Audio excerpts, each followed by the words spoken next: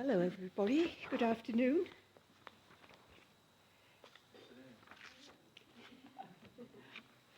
We're here today to remember and to celebrate the life of Marion Candido. Marion died on the 14th of September at the age of 80. Her closest friends attended a small private cremation. But today, this memorial is a chance for her friends and her family to get together and to remember her and to honour her long life. Over the years, Marion lived in two countries, thousands of miles apart. As a teacher, both here and in America, she affected many lives. There must be many people all over the world who speak about her with affection, who remember the way that she could illuminate a subject, who remember her sense of humour and the support that she offered to her students, to her family, and to her friends. There's a saying that you can light many candles from a single flame. And that's very true of Marion. She touched and influenced so many lives just by being who she was, being herself. And she was so many different people all in one. She was a daughter and a sister and an aunt and a great-aunt. She was a wife, she was a teacher, she was a neighbour, and she was a friend. Marion said that she wanted a humanist officiant. So I'm here today from the Humanist UK network of celebrants, as she wished, to conduct this memorial ceremony for her. We have a string quartet from the Royal Academy of Music. We have a rolling slideshow of pictures of Marion. We have messages and stories from some of her friends who can't be here today, and readings and tributes as well. I'm going to give an outline of her life story, and we're going to finish with tea and coffee and cakes, something Marion would certainly approve of. And the cakes have all been supplied by one of her favourite tea shops, Boulangerie Jade. We're going to start with a reading, an extract from Under Milk Wood, and Kate is going to read it for us.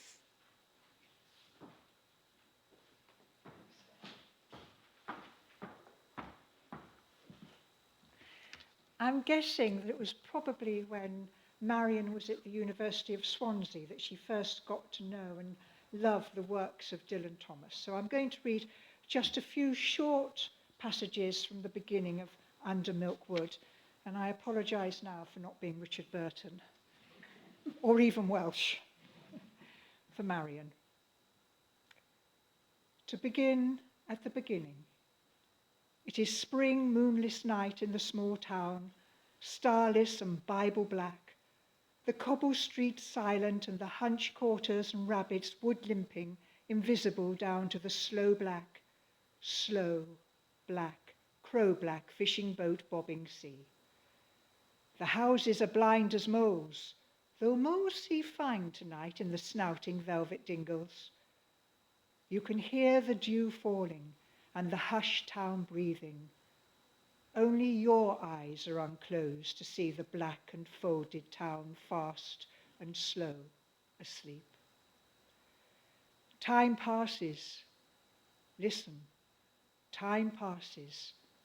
Come closer now.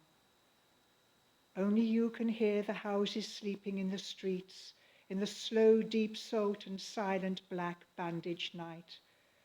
Only you can see in the blinded bedrooms the combs and petticoats over the chairs, the jugs and basins, the glasses of teeth.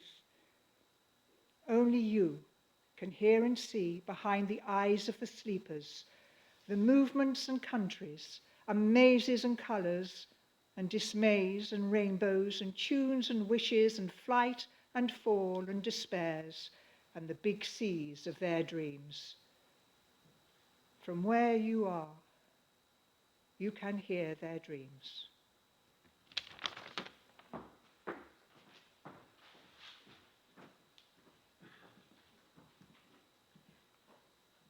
Thank you. I'm going to talk a bit about Marion's life now. So she was born on the 6th of November 1940. At the time, the bombing in London was severe, and her mother was sent off to Northampton to give birth, returning soon afterwards with the new baby. And Marion claimed that her early experience of bombing raids meant that she could sleep through anything. However, she was also always easily startled by sudden noises, and that was possibly a legacy of her wartime childhood. Her older sister, Margaret, had been evacuated out of London, but she demanded to be allowed to return to London to meet her new sister. The family lived in Plaistow, where the girl's father worked at the Tate and Lyle factory, and Marion remembered there was very often a tin of Tate and Lyle's treacle at home. Their mother helped to run her father's haulage business. Marion had early memories of playing around the lorries. As a teenager, Marion had very happy memories of visiting her older sister, Margaret, who was working in repertory theatre all around the country. Marion would stay with her in her lodgings or hotels. There's a photo of her on her bicycle as a young girl in Chesterfield on one of those visits. She also often spoke about staying with Margaret in Paris as well. As a girl, Marion had a German pen friend, Eric, and they wrote regularly throughout their lives. They always kept in touch. And Eric recently wrote to Tracy to say, "Many thanks for sharing the terrible news that I still can't quite grasp. I've known Marion since the 1950s, and from that time we've continued to write frequently to one another. We visited each other on many occasions. From the very start, I got to know Marion and her life through the letters that she wrote, describing her family and her friends and the place where she lived. I quickly grew fond of her dear parents. My visits to London were unforgettable, as were Marion's visits to Bavaria, when we would explore the region together in my car. I often think of the time Marion treated me to a slap-up meal in a fancy London restaurant for one of my big birthdays. It is such a shame that the last trip we planned, Marion wanted to visit me in Germany, was not possible. Marion was a lovable, wonderful lady whom I loved and cherished from the very beginning, and I will never forget. Right now, it's simply incomprehensible that she had to leave us. She will be forever in my heart. To you and all of Marion's loved ones, I offer my sincere condolences. It is unimaginable that she is no longer with us. And finally, my heartfelt wish that Marion rests in peace. We are all thinking of her, and we are thankful that we had her in our lives.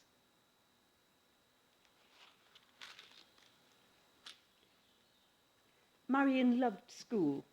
She did really well there, and she was very organised and very tidy throughout her life. All her papers were neatly kept, including the Certificate of Merit that she won for verse speaking in 1953 when she was 13. We don't know what poems she read. She said that some of her favourite poets were Dylan Thomas, Wordsworth, and John Donne. But it seems an apt moment now to pause for a poem. This is by Noel Coward, and Pam's going to read it for us.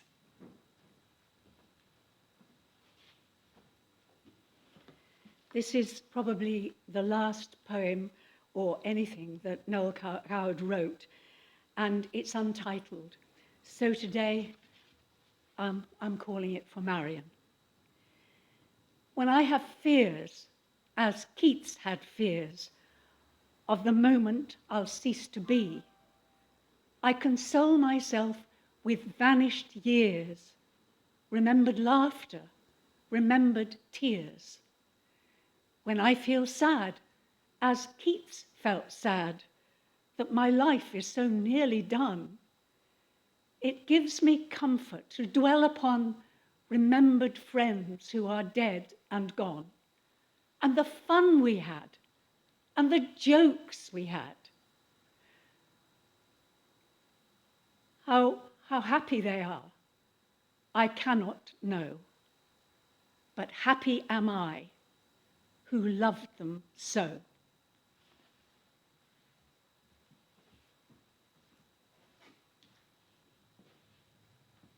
Thank you. After she left Sarah Bonnell Grammar School, Marion went to the University of Wales in Swansea, and she graduated in 1963 with an honours degree in political science with subsidiary studies in English and philosophy.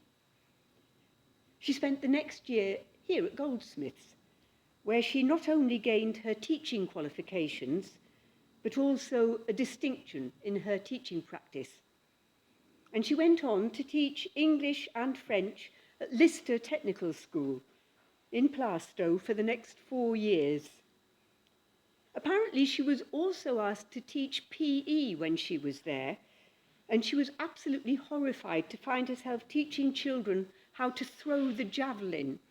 And she had no idea what she was doing and no idea where the javelins were going to end up.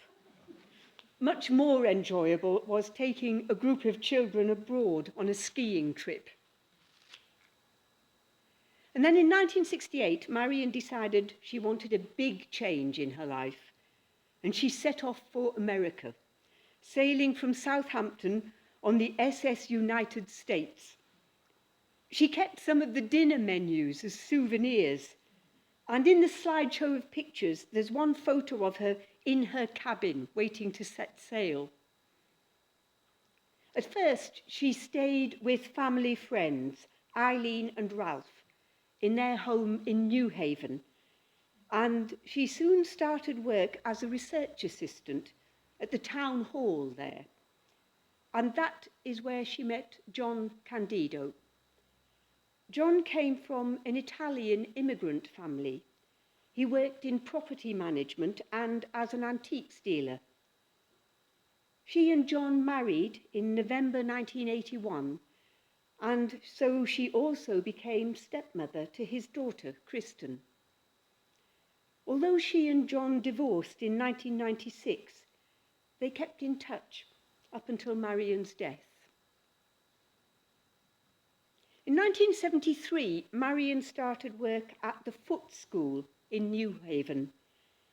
Many of her pupils were the children of staff at Yale University. The job combining teaching and administration could be very stressful sometimes, especially as she faced some extremely demanding parents. But it was also an incredibly rewarding job. She taught English and modern European history, and she enthralled her students with stories about growing up in London in the Blitz.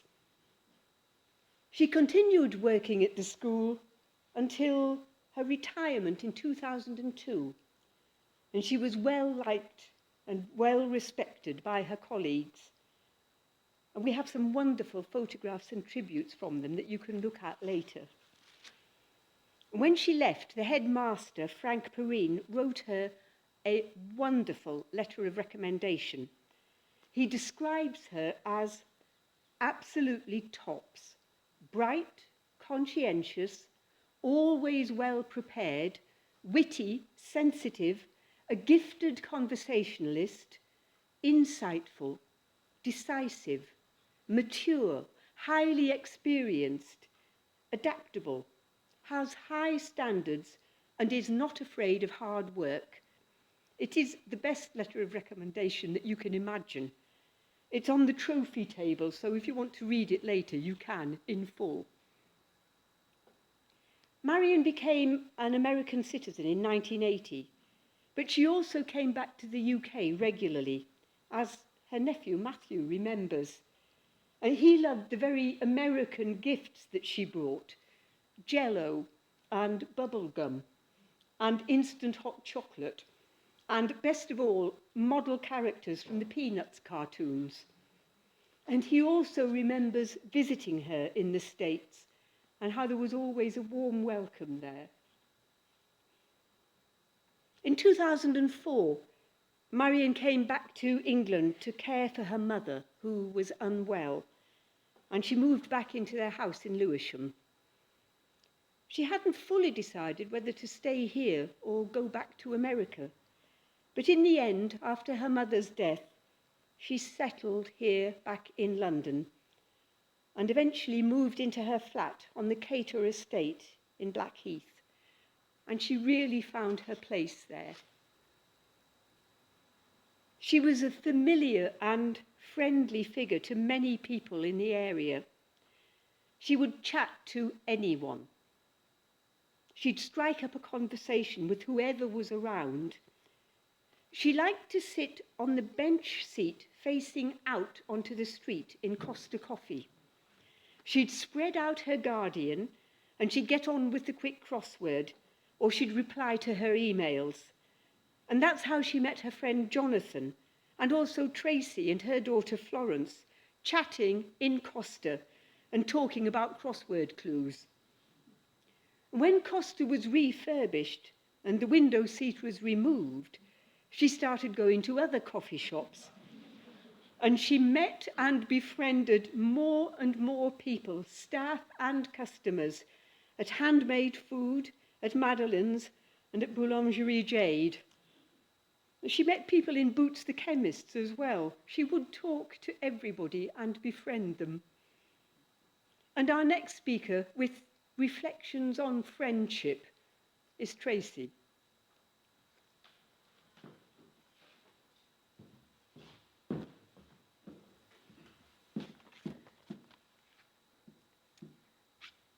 So, a couple of weeks after Marion passed away, Women's Hour ran a feature about the benefits of intergenerational relationships. And I immediately thought about my friendship with Marion. We were at very different points in our life when we first met in 2006. I was in my 30s with 4 young children, juggling work and family life, outfits thrown together because I was always running late. Marion was in her 60s and already enjoying the leisurely benefits of retired life.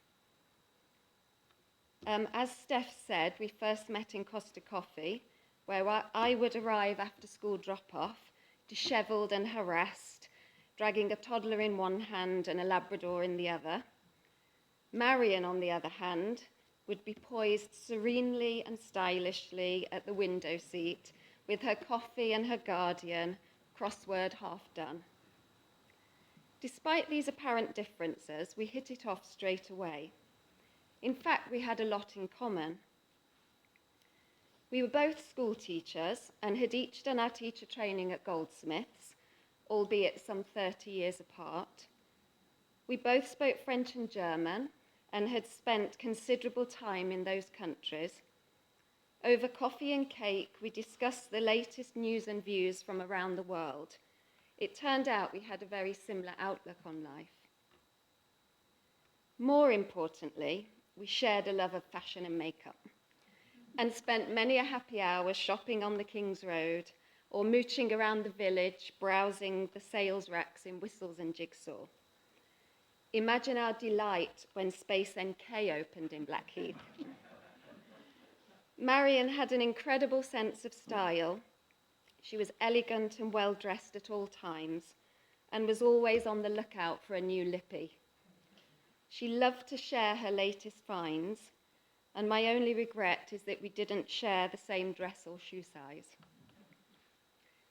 We did share a sense of humour, though, and I never laughed as much as I did with Marion. She was incredibly sharp-witted and had a dry sense of humour, but could also be silly and sometimes a little bit rude. She loved a double entendre, as she called it.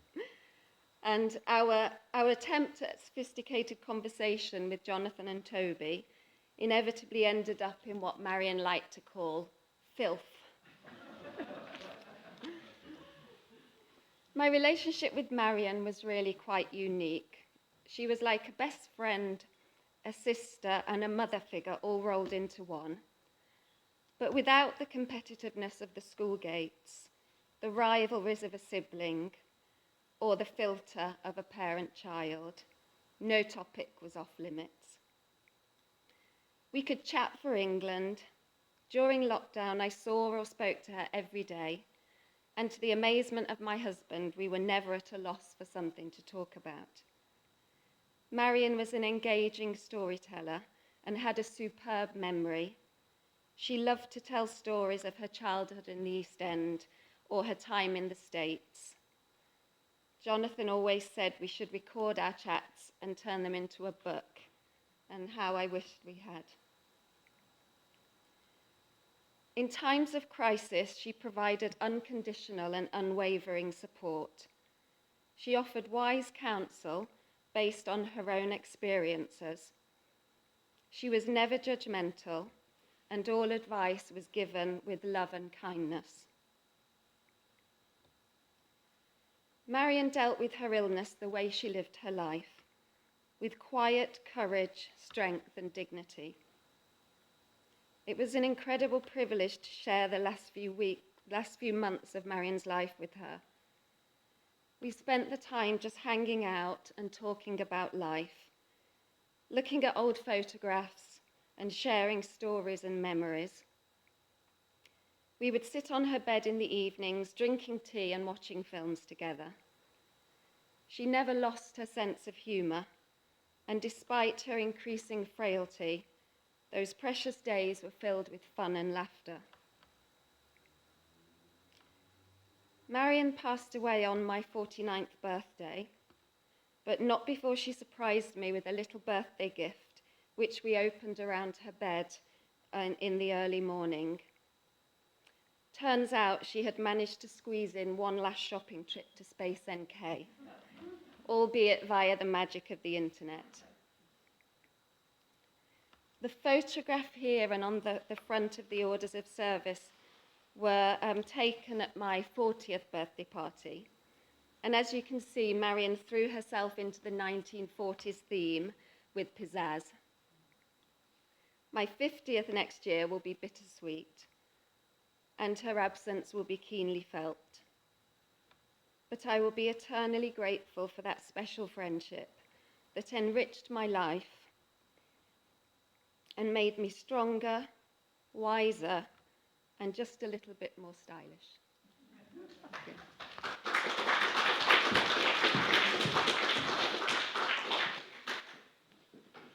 Thank you. We'll have some music now. This is the Canon in D by Pachelbel.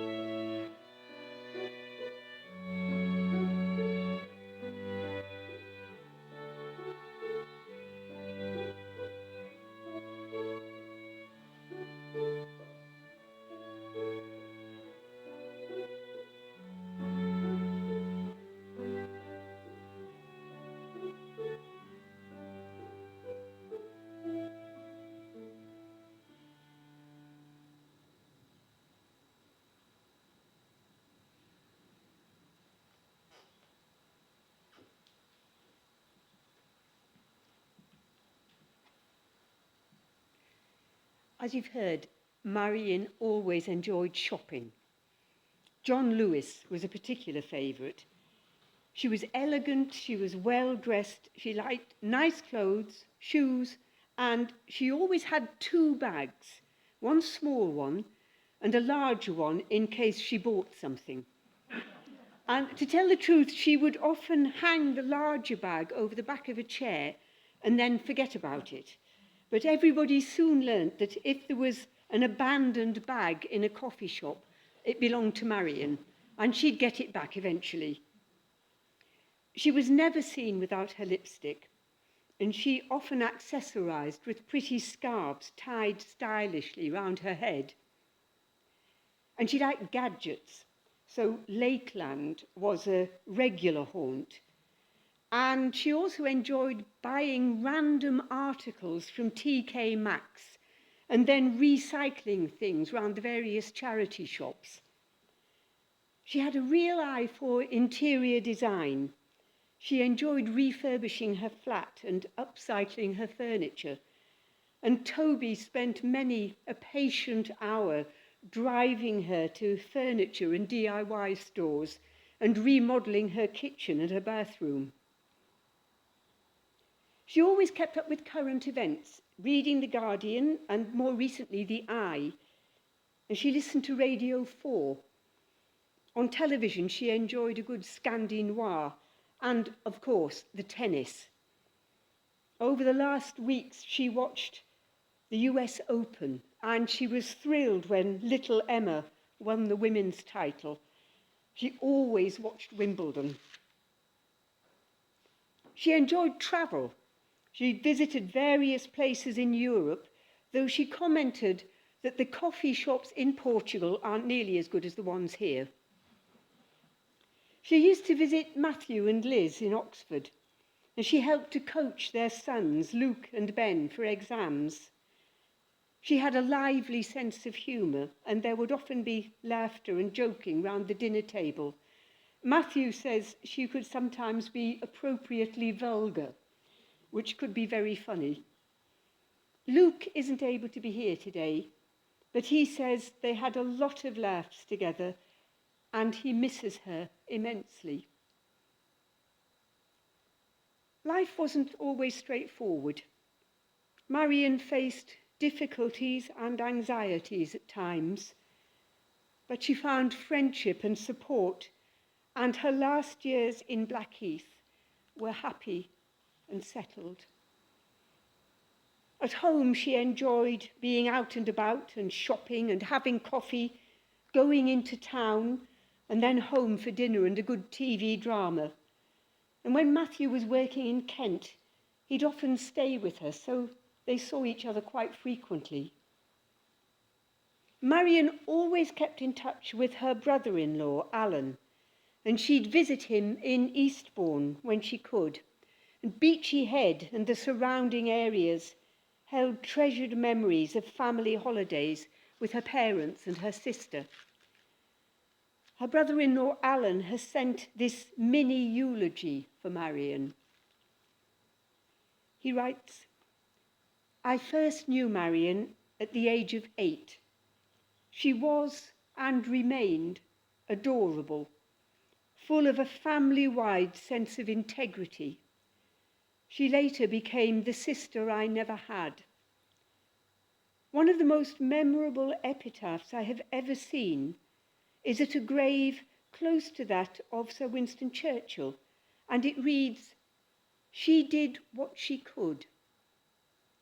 For Marion, I'd say the same, only to add, she could and did do a great deal with her life. She is much missed." There have been many, many messages and memories from friends all around the world. So here are just a few of them. Linda Rain wrote to Matthew to say, "I have very fond recollections of spending time with Marion in the 90s. We had some good times together, and I saw her a few times when I was in London visiting Blackheath. I know she was very close to your sons, and I'm sure that you'll all miss her very much. May her memory be a blessing. Linda Johnson, who knew her from Foot School, remembers she had the best sense of humour ever. And I think that was part of her success with kids at that age. This message came from Amy Sudmeyer, who says, I remember her incredible high standards, her untouchable personal poise, and her warmth as a teacher. She really taught me grammar. And Frank Perrine, the former head of the school, wrote, besides being an unusually good teacher, she had a great touch with students and was a very popular and successful faculty member. She went on to head up the upper school for many years with great flair and confidence and wisdom. She always made life a bit brighter and happier for us all. We'll have some more music now. Albinoni's Adagio in G minor.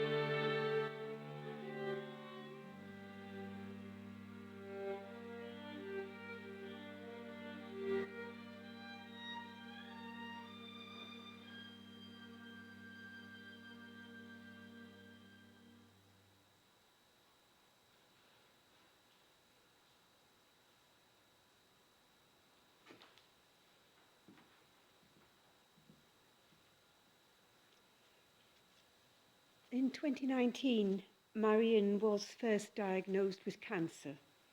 She went through surgery, chemotherapy and radiotherapy, often on her own because of lockdown, but supported by Tracy and Toby. She was given the all clear, but then earlier this summer it became apparent that her health was deteriorating, and she was diagnosed with terminal liver cancer. Towards the end of her life, when she couldn't get around much, Marion found peacefulness in just being at home or sitting on her deck in the sunshine under the parasol, quietly absorbed in the world around her.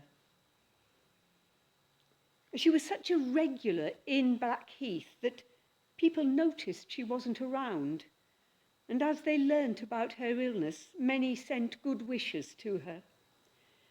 Her friends Tracy and Toby and Jonathan were able to offer her companionship and help and support. And with the help of carers, they enabled her to stay at home where she wanted to be. And she died there peacefully at home. Today we've remembered Marion's life, thinking about what she was like and what she did and how she lived. And I hope that this time together has stirred some of your memories of her, and that you will go on thinking about her and talking about her and sharing your stories about her. There are lots of mementos for you to look at on the table here. And also, there's a notebook on this table. If you would like to write any of your memories or stories or messages, please fill up the notebook. The memorial's coming to an end now, and soon we'll be able to have some tea and cakes. A perfect way to celebrate Marion. And we'll have some more music as well. But first, I'd just like to say thank you for being here. Thank you to everyone who has contributed memories and stories and time and goodwill to make this such a special event. And to bring things to a close, here are some words from one of Marion's favourite poets, William Wordsworth. What though the radiance which was once so bright be now forever taken from my sight? Though nothing can bring back the hour of splendour in the grass or glory in the flower, we will grieve not, rather find strength in what remains behind. Thank you all. Let's have some tea. And thank you to our musicians as well.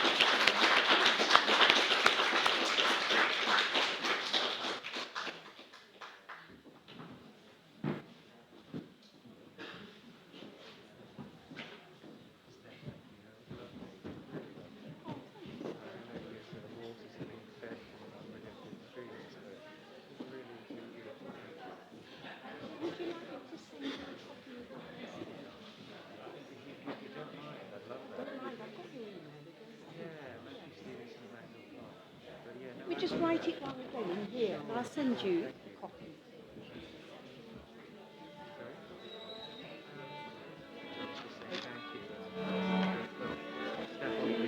Matthew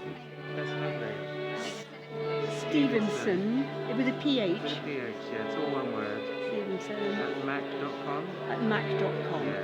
I'm sure I've got it, but I'll send That's you a lovely. copy It's anyway. really, really beautiful. It's just, say thank you. Thank you very much. Liz, this is completely apropos of nothing, but I love your dress. It's so nice to see something with pockets that looks so comfortable. I got it at H&M. Really You know, they have these design collaborations. And I got it. It's just the most comfortable thing I've ever worn. And all I my envied stuff, the minute you walked in. all my stuff is in a shipping container. And it's been delayed and delayed. And so I have nothing except super hot summer, super cold, like I'm freezing. So this is, I thought, but it's been, I love it. Yeah. But thank you. Most days I love it.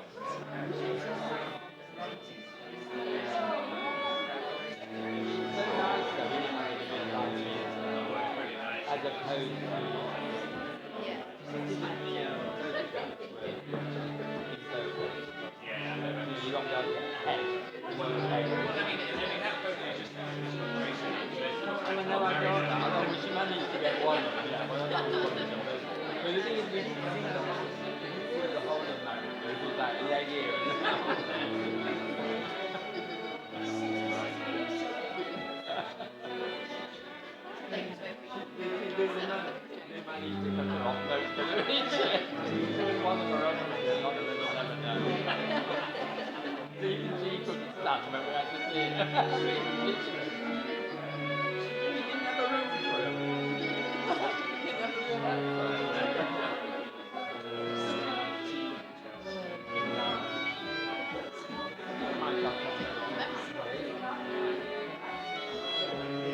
Go on, Rob. Go on.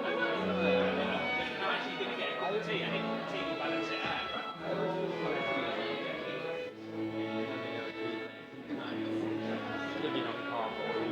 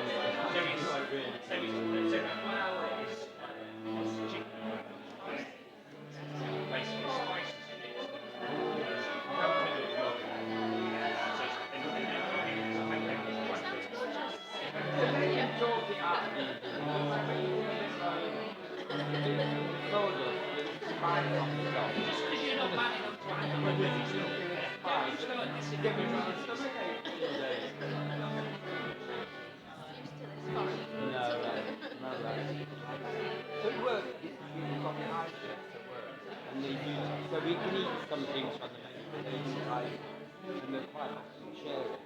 And one of them, he loves it, and he puts the pieces of cheers. Have a mouthful of it. The mouth is burning. You can't taste it. But you can't taste it. Oh, she's like, I love it.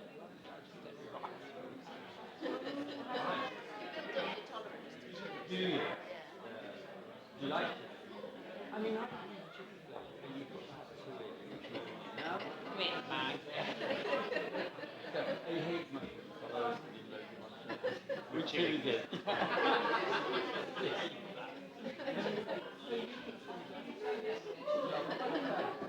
It always insists I've finished it. I don't want it. I gave you because I know you don't like them. Otherwise, I won't waste your money. That's what you like.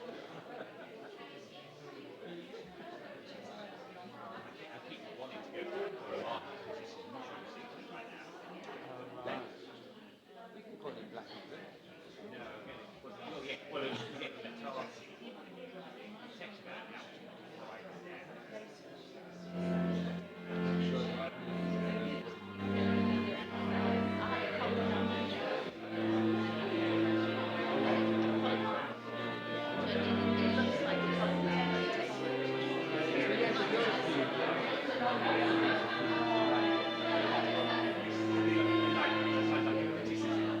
No, but I just realised that she doesn't like